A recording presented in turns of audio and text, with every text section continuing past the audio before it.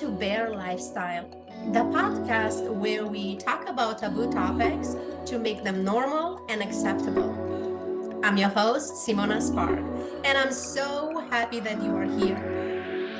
We are about to get naked by stripping away insecurities, judgments, and all kinds of limitations to reveal the essence of who we really are bear. Bold, authentic, radical, express. Let's go. We are live and we Okay. start with celebrations. I'm always celebrating myself, Okay. and then I'm celebrating you, Oh, thank you. wonderful guest, and then everybody who watches and listens. And I'm celebrating with tea today. What's I have a your soda. beverage of choice? I have a soda. Soda. Okay, Yeah, let's soda. chin chin. Just- All right, so we do this today as I never done it before. Here's Mike. He's a podcast host as well, and we Yes, want ma'am. to invite each other on each other's platforms. And we just decide. I mean, he proposed, what if we just do it one thing? So we do one thing. It's just easier, kill two birds with one stone thing. I never done that, so let's do it here. Okay. All right. Well, since you didn't write questions down and because you don't do it that way because you're more professional, I'll start. All Go right. for it. All right. We're talking today about alternate lifestyle type things. Just to have a transparent conversation about kinks, fetishes, BDSM practices, as you say, alternative lifestyles, Right. practices, where the whole point is like, what do we need to do to eliminate the taboo around it? To Right. eliminate the shame and the guilt and the fear and the judgment and all kind of crap. Okay. All right. Then my first question is, what are some common misconceptions about kinks and fetishes that contribute to the feeling of shame? Well, in general, the misconception is it's starting with that it's abnormal. Right. Okay, who's to decide what normal is, right? Correct. Yeah. And then we even use in everyday language, like, oh, that's so kinky because it's unusual, right? Different, just because it's different. And when it comes to BDSM practices, there is this misconception of like it's all leather and whips and violence and blood and whatever, which could be, right? If we look at sadism and masochism, right? But the element that people do not understand or even know is that it's consensual.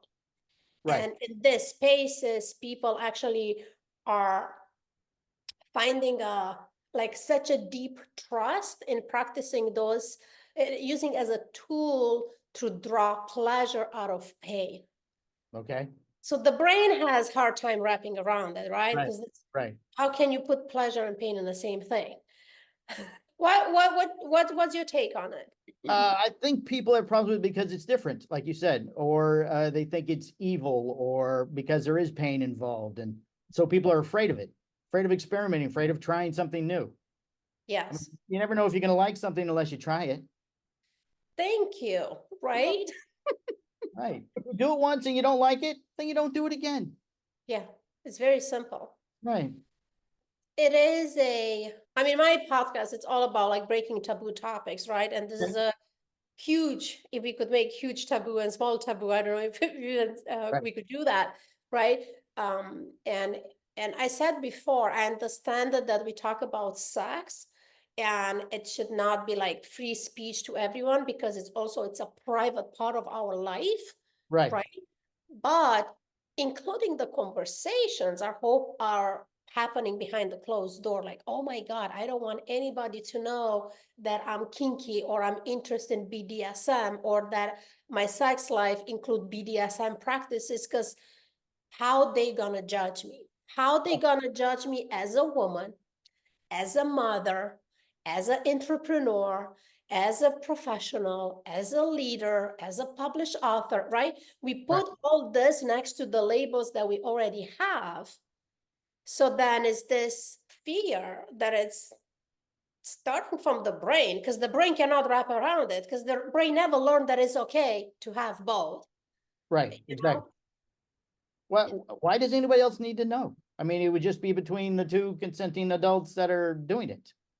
Exactly, two or three or whatever the setting may be, right? Right, It's two, three, it's four. private.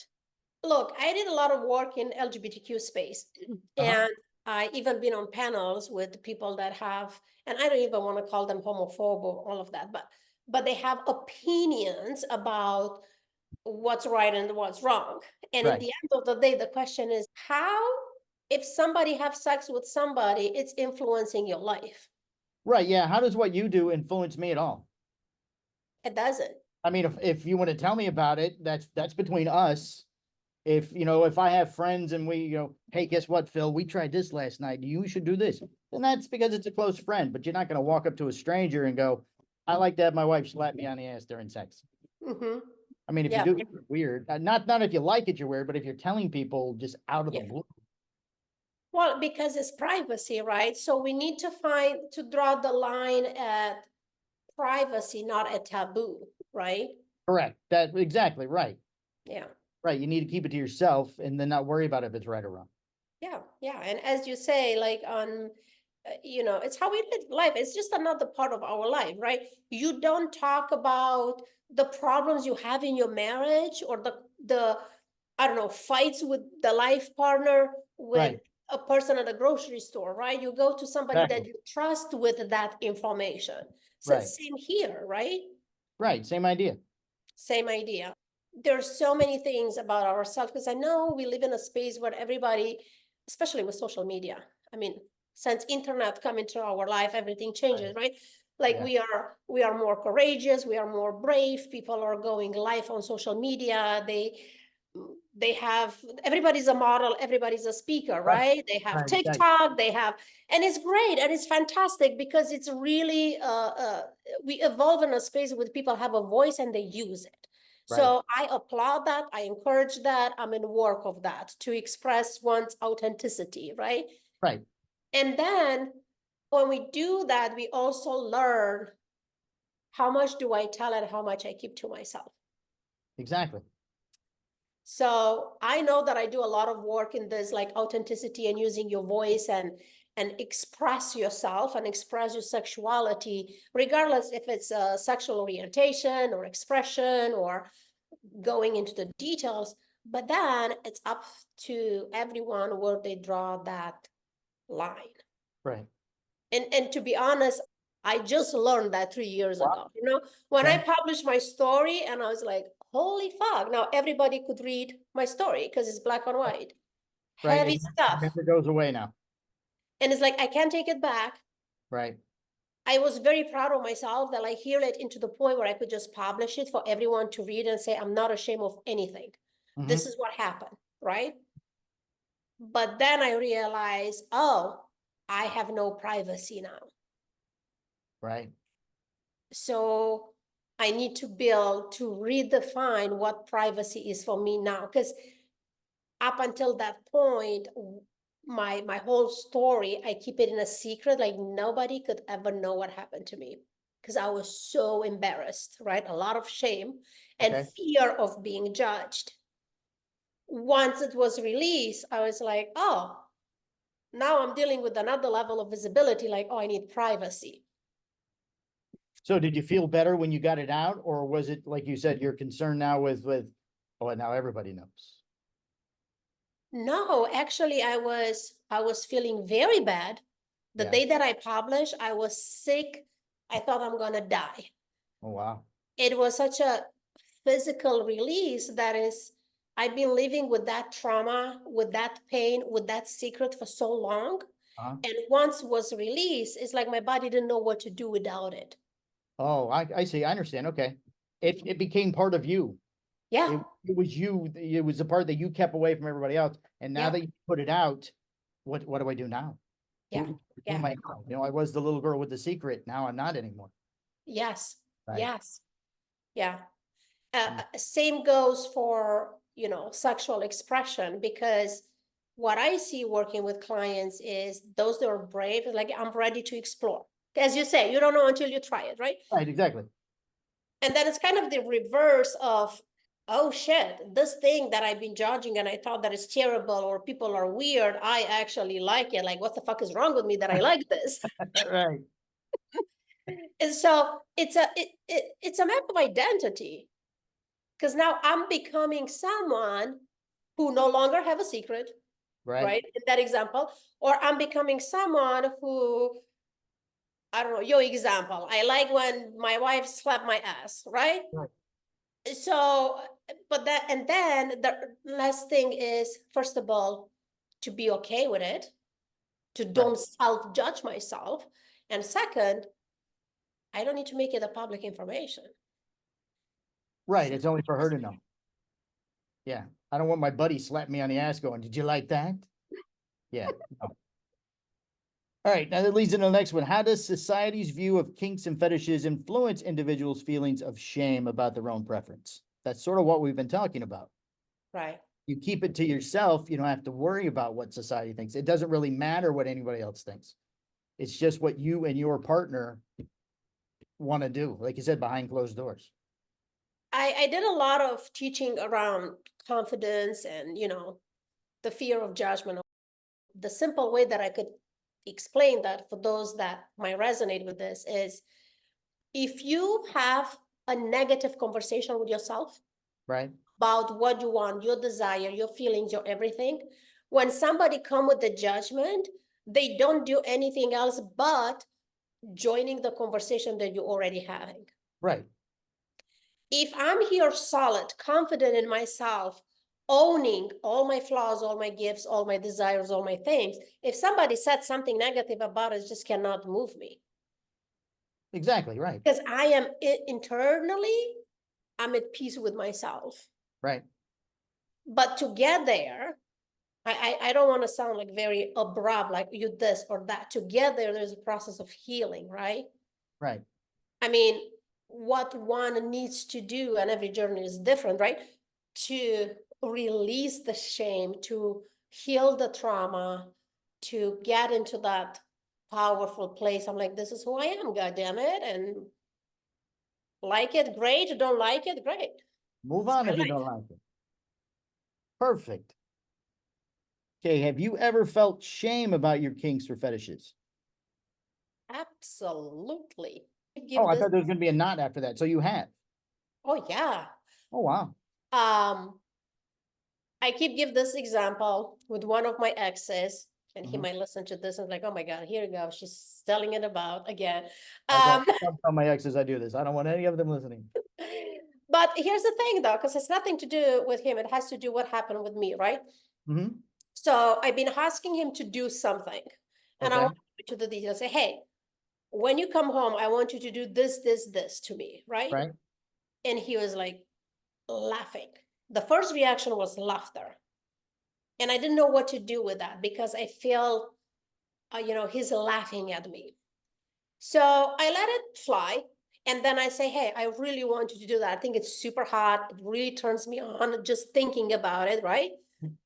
Like, I love him and trust him enough to tell him what I Right. want. And then he responded was like, you can't be serious. That's just weird, Oh, right? it's not, that's So not nice. that was a judgment. Right. And I even asked for the third time and I got an even worse response.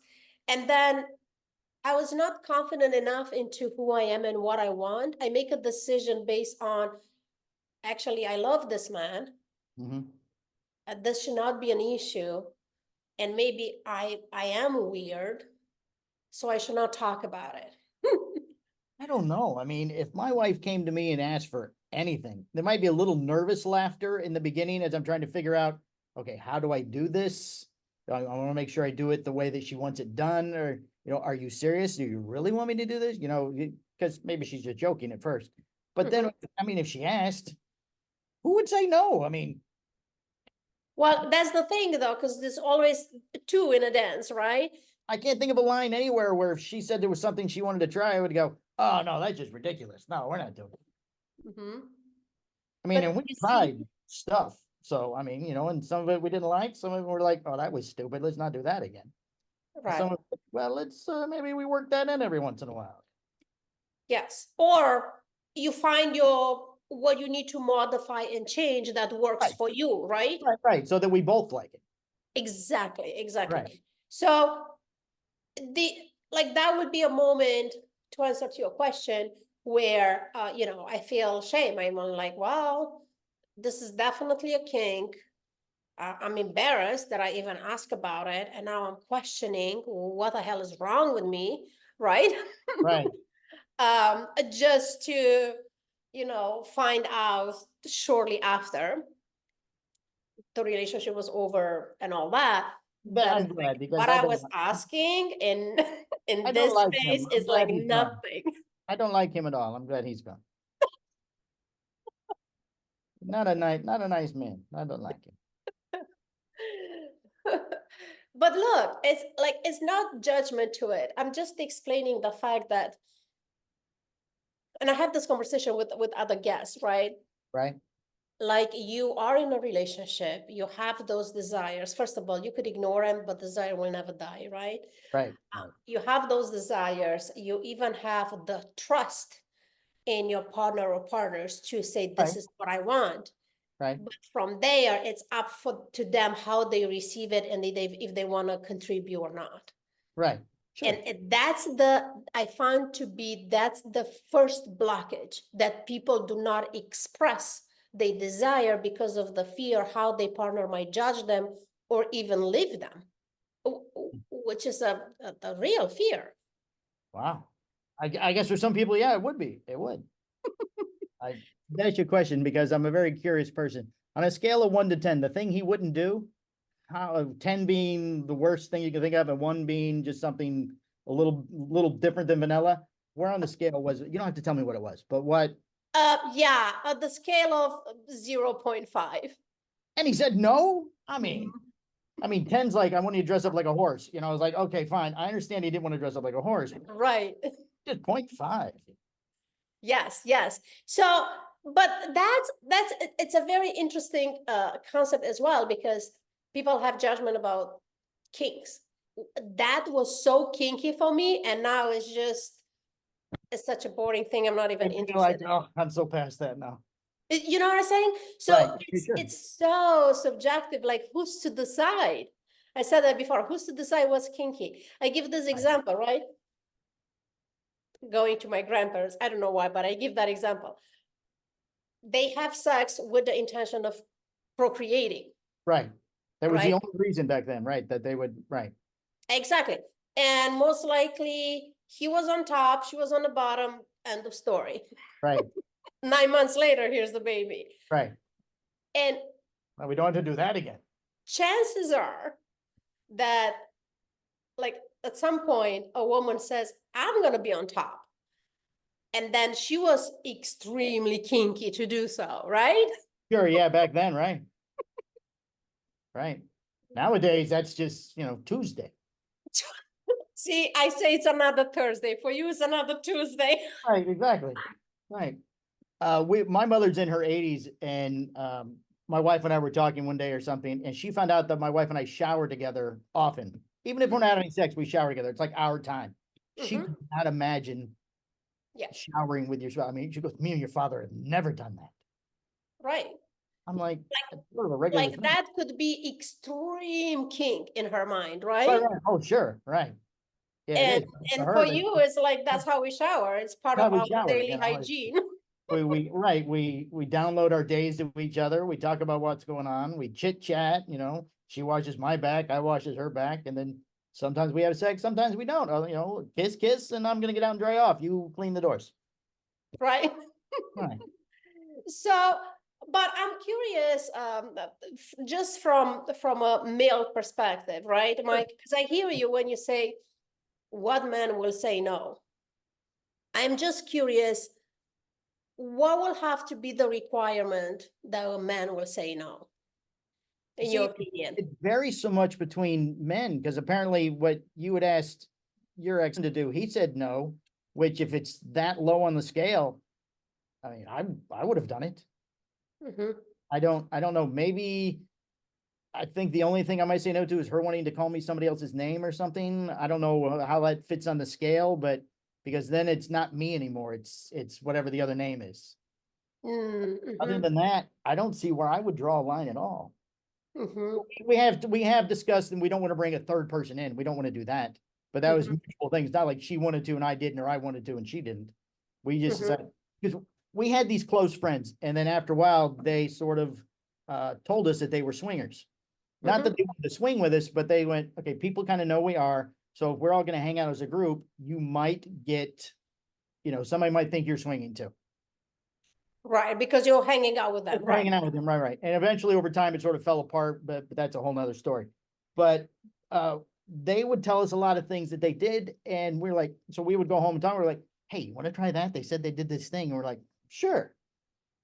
But that's But where we're like, see, swinging's just not for us. It's not that there's a distrust or there's not a this or that, but I don't think I could watch her with another man. And she said, I don't think I could watch you with another woman. That's mhm, just where our line is. exactly. Right. So I love that. Thank you for sharing that. Is Sure. this space is just open and Uh-huh. unlimited. And while there are very strict rules as far as go trust, communication, safe words, right? All Right. the fundamental pillars, there are no rules. Everybody gets to change, modify, adjust, adopt whatever works for you and your partner, right?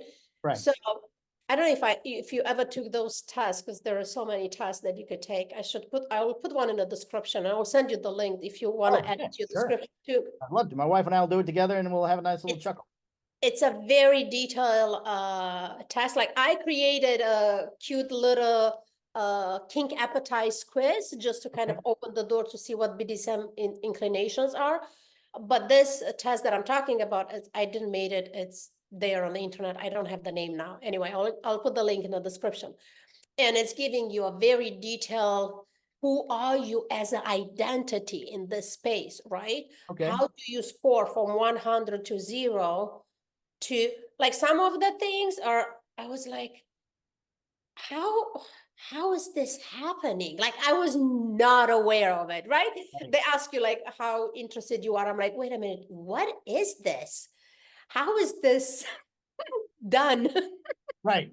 Yeah, something you got to Google and look up. What is this? Okay, you put your foot up. Now I bring my arm underneath, and yeah.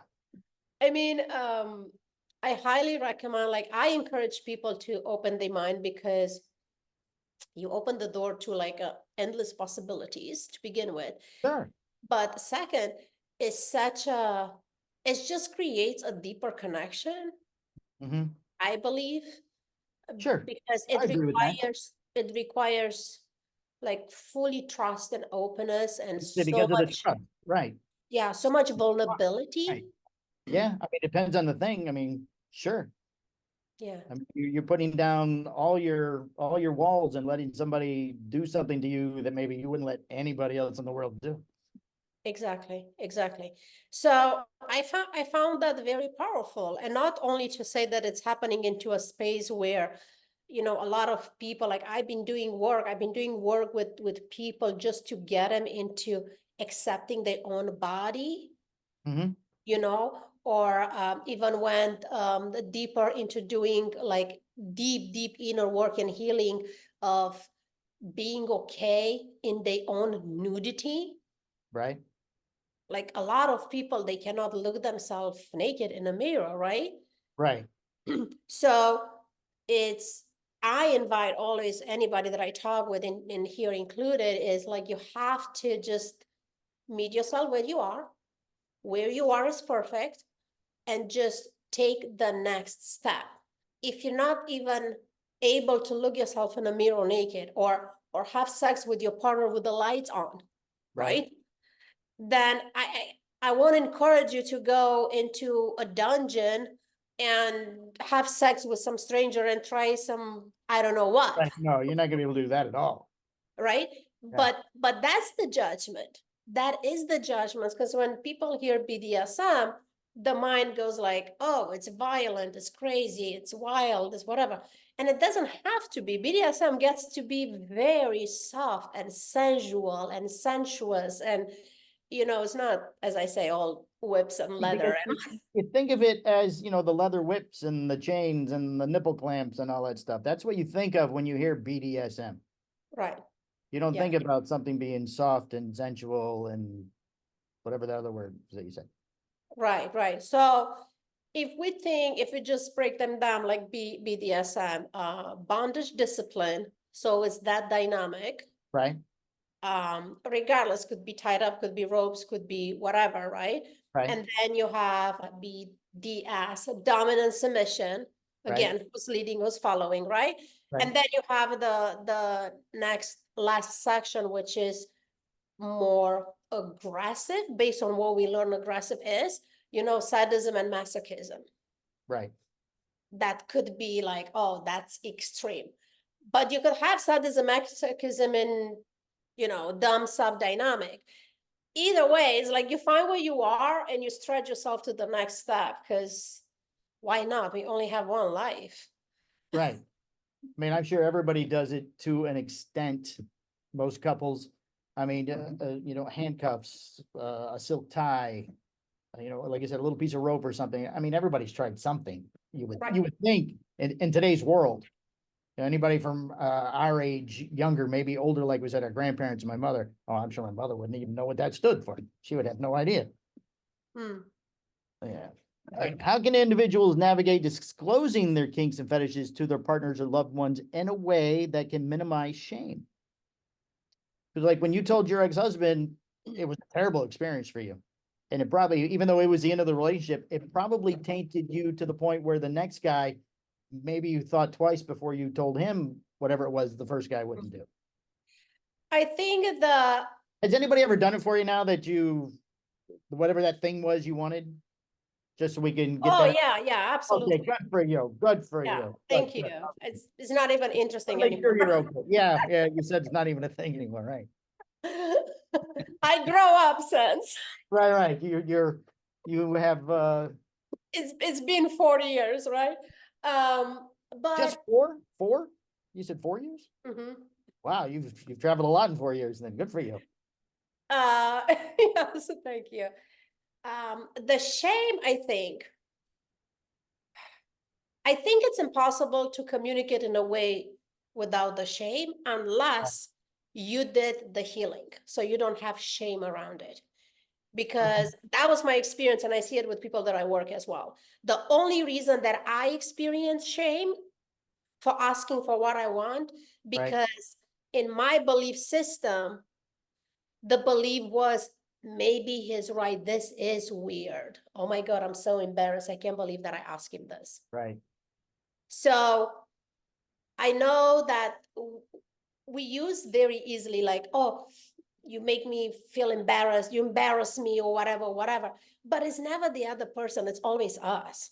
exactly. If you find yourself there uncomfortable to talk with your partner or feel embarrassed or whatever, has nothing to do with your partner. It has to do with self. It's you, right, Yeah.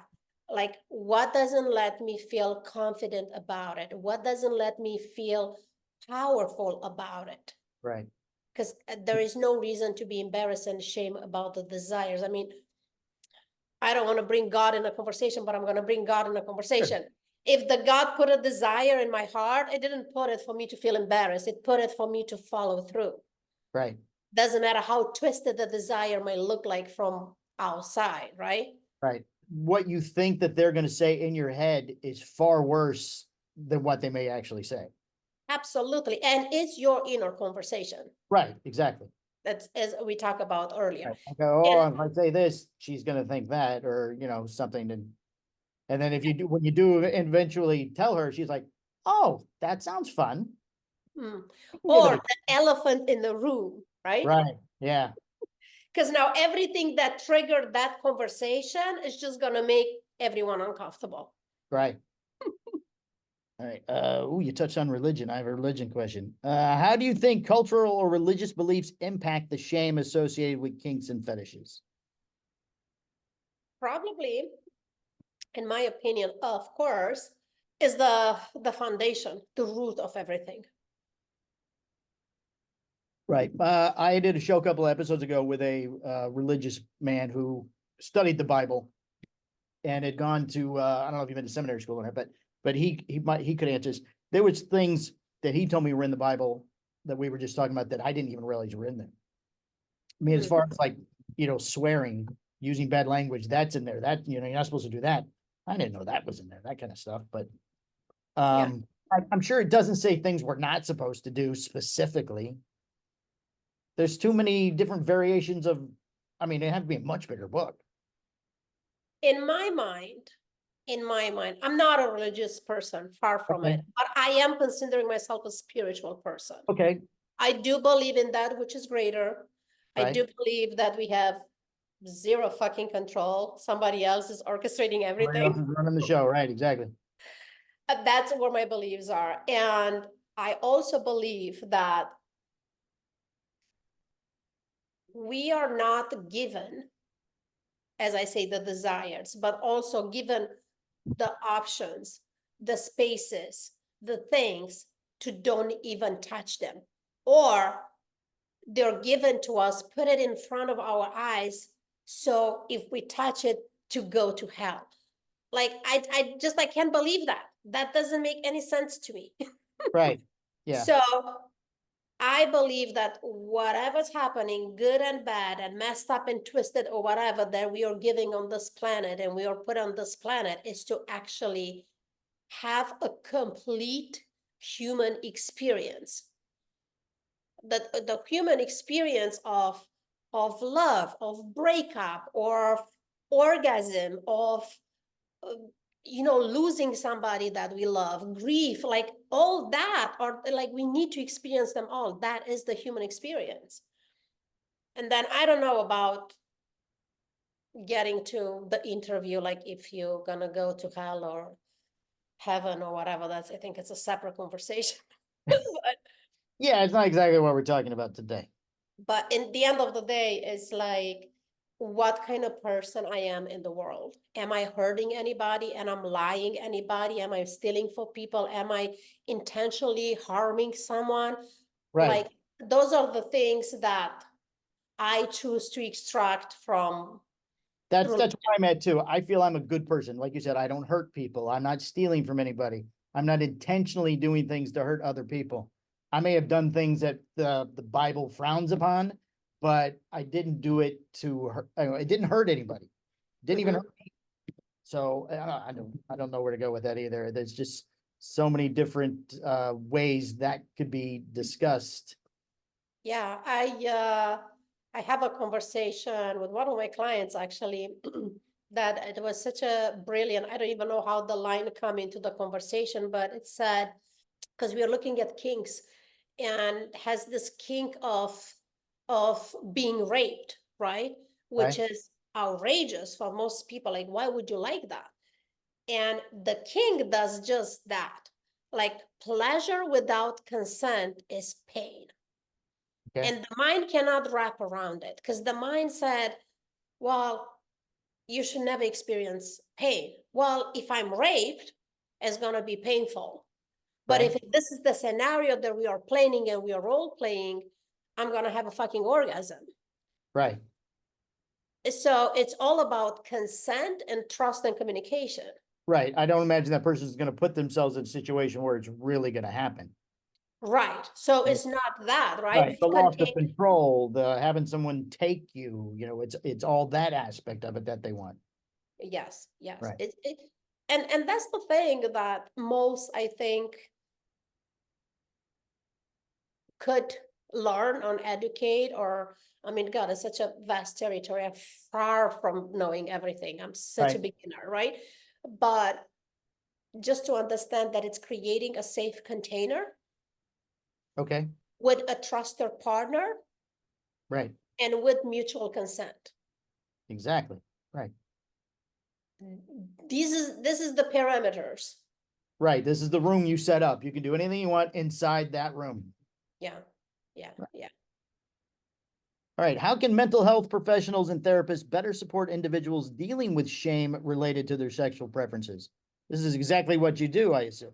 Yeah, yeah. So people come It's to you and they have problems because there's something that they want to try or something, and they don't know how to go about it, or are these people that are already in relationships, or they're afraid to get in a relationship because maybe they have to be raped to be able to have an orgasm. Maybe that's yes. that's the level they're at. So is Mhm. that what you help people with? So all of that, Okay. yes. Like I work with individual, I work with couple, I work with same-sex couples, I work with multi-people relationship, open marriages, all the above. And it's coming down to one thing, it's inner work. It's you have that desire, you want to try that, what doesn't let you do it? Right. Why do you feel afraid of? Why are you feeling embarrassed about? Right? Or what are you guilty about? I work with those three roots. It's shame, fear, and guilt. Okay. So then we start the healing process because it's going back into the timeline and see where the seed was planted, right?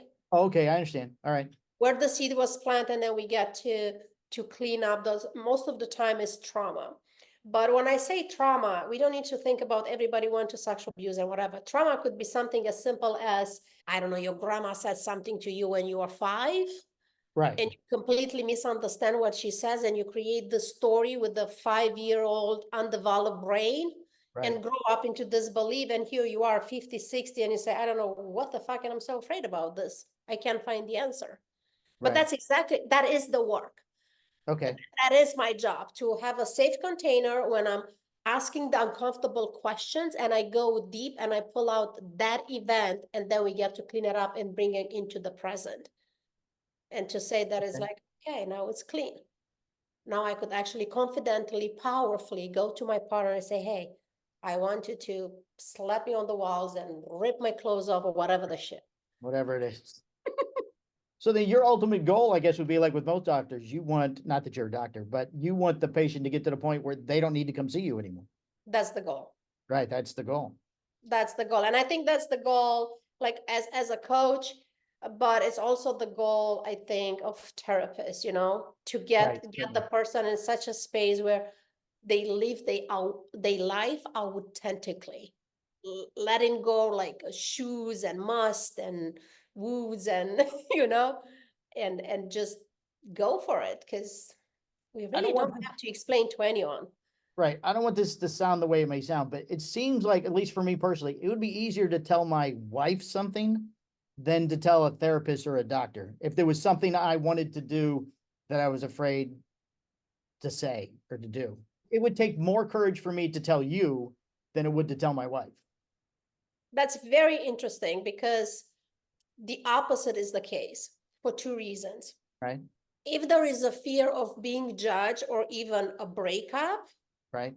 most people won't take it to the partner, will take it to a specialist, right? Okay. Therapist, coach, whatever.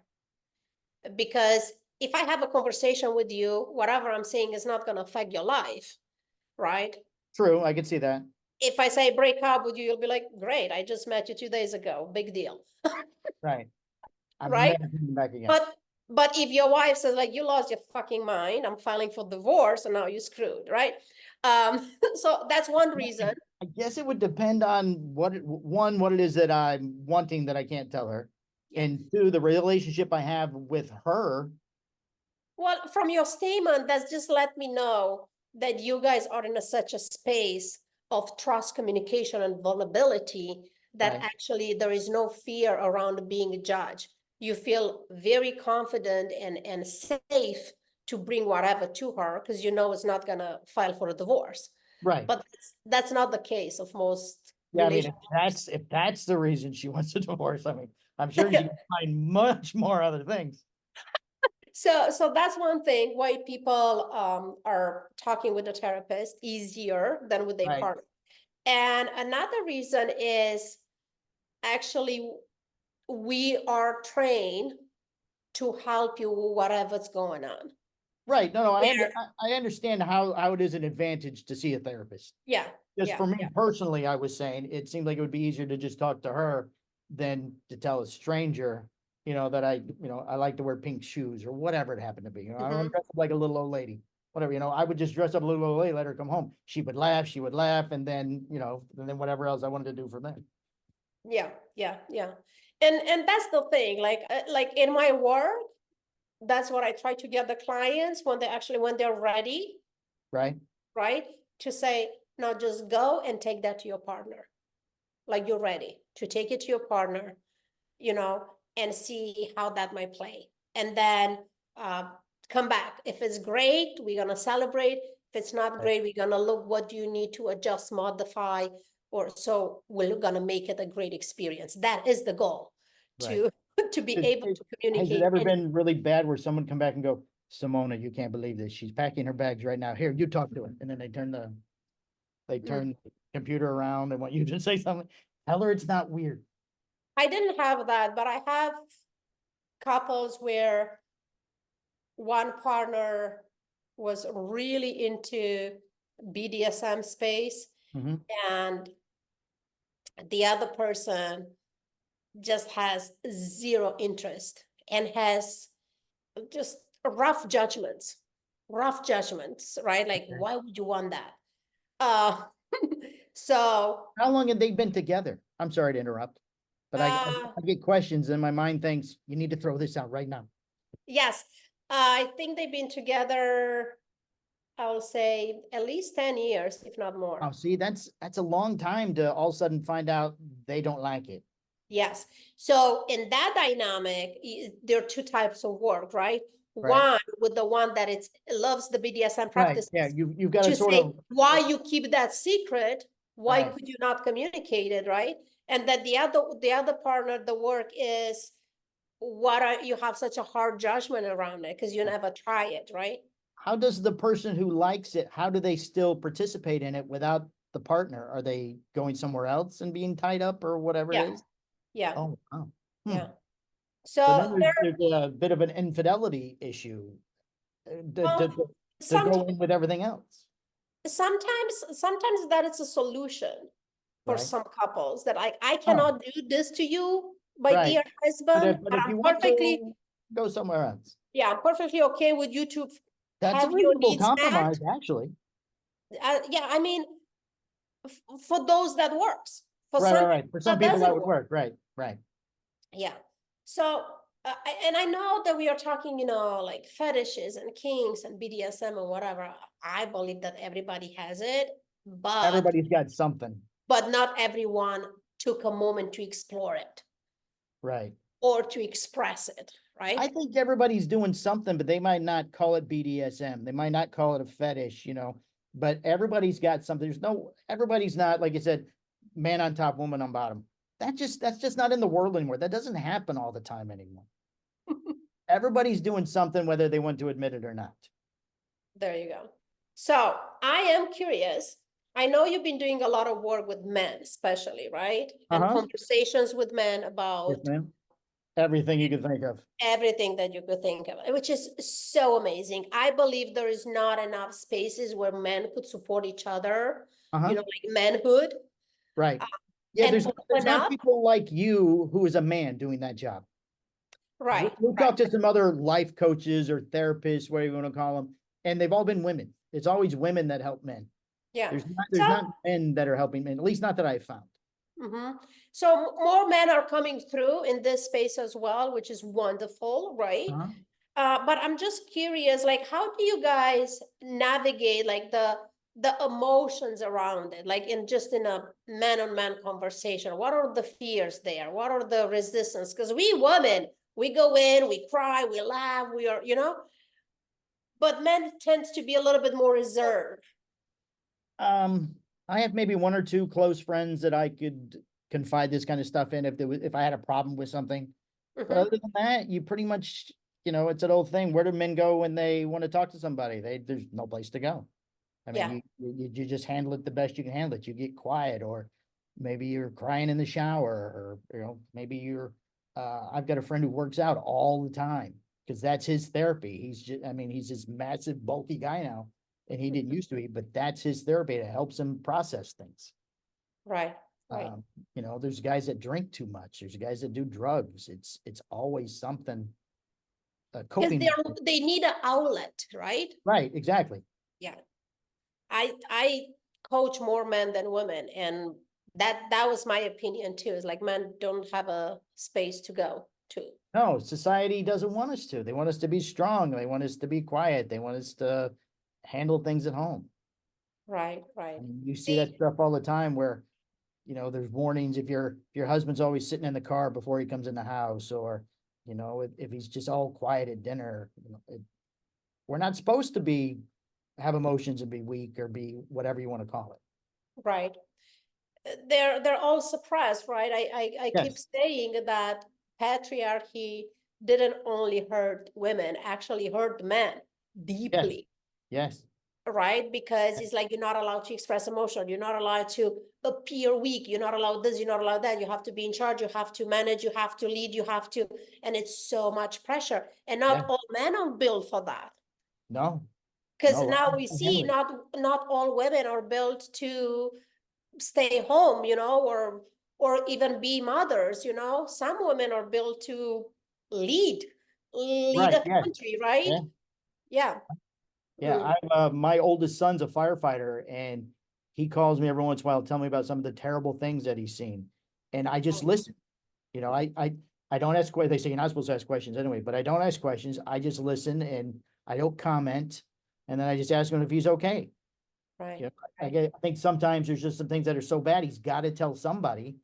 And he's not going to tell the other firefighters unless maybe he's close to one or two of them or something. I don't know, but he can call dad, and I'll just sit there and listen for 30 minutes while he tells me what happened that day. And that's it. See right there, like that's such a huge support to just hold the space Right. for somebody to vent out a traumatizing experience. Of course, it's not going to be fully healed, but it's so much healing It just just, because yeah, it helps him get they it get out, to I think, release. somehow. Mhm. Right. And Yeah. then when we're done, I have to go tell my wife because I have to unload it. I can't just hold on to that too. So this is where you need a coach. So you don't put everything on your wife. Simona, guess what happened today? I got to talk to you. Mike, I'm on the phone. Hang up. It's terrible. Yes, yes. All right. One last question then. What advice would you give to someone who is struggling with shame about their kinks or fetishes? Book a call. Other than to call Simona, obviously. Book a call with me. Yeah. Yeah. Book a call Simona. Is everything you do through Zoom like this? Yes. Yeah. Yeah. There's no in person to person. I do in-person retreats or VIP weekends, one-on-one. Ah, gotcha. Yeah, I do that. Like if somebody wanted to just dive deep, we book a location, a long weekend, and we spend 24/7 and you go home transform. Oh, wow. It's my favorite work, actually. It's Oh, very I would imagine so. it's Yeah, very it's a one-stop shop. You're in and out, you check under the hood, you get everything fixed, and off you go, buddy, back home. well, all I have is like healing. It's Right, finding the right space. Doesn't matter if it's a coach, a therapist, a dearest friend. Maybe you start just talking with a friend or with your dad, right? right, And then from there, you could take it to a professional and just do the inner work. There is no recipe or here's the thing though. I see it in a dating space, right? I want to find a man that I could be who I am and I could say everything that I want without feeling I don't know what. Well, right, everything is great until you say without feeling this, this, and that. Because when you feel this, and that has nothing to do with that man or with right, that. right. That's all in your head. That is in your head and that is in your body. That is the thing that you need to work on. Right, So if you know that there is shame or anything, fear, guilt, whatever, that for me it's an indicator that you need some kind of type of inner work. gotcha. That's it. But it's not to say like what is the best solution. The best solution is like what's next step for you. I tell my clients all the time, I want to stretch you. This has to feel like a stretch, not like a stroke. Okay, I understand. Right. Right. Yeah, So if talking with a coach that right, you never met, it feels like, oh my God, I'm so uncomfortable to tell my problems. Don't do it. right. Yeah, Go it's not gonna talk work with for the you. person that you That could feel causes comfortable. anxiety trying to talk to the coach. It's just gonna make whatever other problems you have worse. Yes, Right. yes. So that's it. It's inner work, and it's like again, I know I'm repeating myself. It's just like meet yourself where you are. Where you are is perfect, and just look what's the next available step to take you from your comfort zone. Don't go all the way to 100. If you're 2, find what's your 3, and from there find what's your 4, and so on. Great. Go It's ahead. nervous system work. Yes. and Right. we are too smart for our own detriment. Right. We read the books, we learn the things like I could do this, I know how to do that, but it's too much for the nervous system. And Right. then you just wake up and you don't even know who you are because you expose yourself to too much too fast. Right. So You can't adjust. you can adjust. No, it's like gradually going into a cold pool or just jumping right in. Yeah, I'm not when they say jump the cliff, I'm not fucking jumping the cliff. No, I'm putting my toes Right. and to the ankles, and it's Getting in cold. And I gradually. might don't even go. I might just come back and try next Yeah. day. Oh, that's too cold. I'm getting back up. Yes. So that's a beautiful metaphor, actually, because it's like it's your nervous system. It's your Right. whole nervous system. You don't want to Right. shock yourself. You want to take care of yourself. Self-care, self-love. I know it's overused, but it's just not done enough, right? Right. Like Exactly right. we need to take care of ourselves Take more control of first. yourself and stop worrying what other people think. Yeah, because people will think, and it's quite impossible to satisfy, I don't know, 7.5 billion people that live on the planet. So Exactly. might as well satisfy yourself, period. Perfect. Well, I think that's a great place to end. Oh my God, Mike. Yes. Thank you so much. You prepare questions. I prepare nothing. Well, okay, that's that's what I have to have a guideline to follow. So just to keep things moving along. So as we wrap up, what will be the best way that people could contact you? Because you run your show and maybe we have people in audience that want to be guests on your show. Sure, you can reach me at mikeandmikeproductions.com. Send me an email. You can find my show, The Palmer Show Plus One Podcast. It's on YouTube. It's on all major podcast providers. You can find the show. They can reach me through that as well if they'd like. Wonderful. And we're going to put all that links in the description just to make it easier for people to click and land what they need to land. Perfect. All right. So close us up, Mr. Mike. Yeah. How do you want to close this? What do you have to say? Well, this has been the Palmer Plus One Podcast and the Simona Bear lifestyle. Bear Lifestyles. We did our first collaborative show. We hope everybody enjoyed it. We actually had a good time. It was nice getting to sit down and talk and get to know you, Simona. Thank you very much. Thank you so much. It's been a pleasure to talk with you too. And let's do this again. Certainly, yeah. And if I can find some other men that would like to sit down and talk to you, I'll send them your direction. I like that you say other men because we need more men to come and talk and express. More men. Yes, ma'am. Yes. All right. Fantastic. Thank you so much. Thank you too, sweetheart. I really enjoyed it. Thank you. Me too. All right. Bye-bye. See you next time. Ciao. And this is where we landed. Thank you so much for tuning in today. And if you enjoyed the show, make sure you leave me a review to let me know. For more bear experiences, please go to simonaspark.com/bear and follow us on Instagram at simonasparkworld. I can't wait to have you back. Until then, be bear, bold, authentic, radical, expressed. See you next time.